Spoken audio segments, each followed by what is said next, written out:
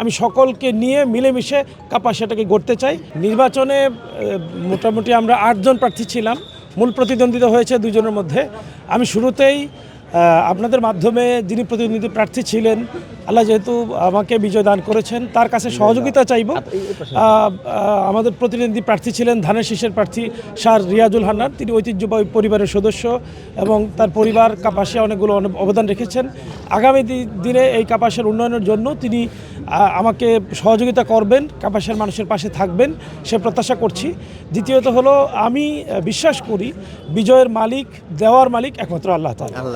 যে বিজয় আল্লাহ তাআলা দিয়েছেন সেই মহান রবের শুকরিয়া আদায় করি, আলহামদুলিল্লাহ রাব্বিল আলামিন। পাশাপাশি আমি কাপাসিয়ার মানুষের প্রতি কৃতজ্ঞতা জ্ঞাপন করি।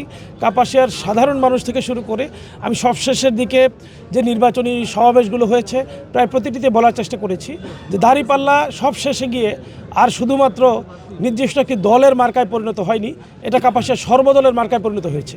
আমি হলফ করে বলতে পারি বিএনপির অনেক ভাই আমাকে ভোট দিয়েছেন। ইভেন আমাদের পতিত সরকারের আওয়ামী লীগের অনেক ভাই বোনেরা আমাদেরকে ভোট দিয়েছেন। দাঁড়িপাল্লা মার্কার প্রার্থীদের হিসেবে দাঁড়িপাল্লা 11 দলীয় জোটের সকলেই ভোট দিয়েছেন। সুতরাং আমি কোনো ব্যক্তি বা দলের প্রার্থী নয়, আমি সকল সম্প্রদায়ের, সকল ধর্মের, সকল বর্ণের, সকল দলের প্রার্থী আলহামদুলিল্লাহ।